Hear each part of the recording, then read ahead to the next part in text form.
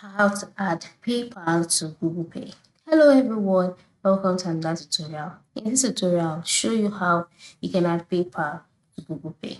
Now, in order for you to add PayPal to Google Pay, it depends on your location.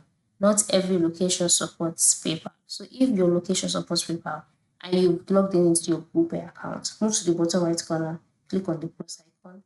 And then on this page, you'll see different options such as your payment card, transport pass, loyalty card, digit card, and then you see the option PayPal. Alright, so ensure you locate the options at PayPal as the payment method. Then once you've seen it, click on it. After clicking on PayPal, you'll be redirected to a PayPal login page. Sign into your PayPal account and link it to your Google Pay, and then you have to choose a PIN for in-store purchase if prompted. And this PIN will be required for Google Pay transaction using your PayPal.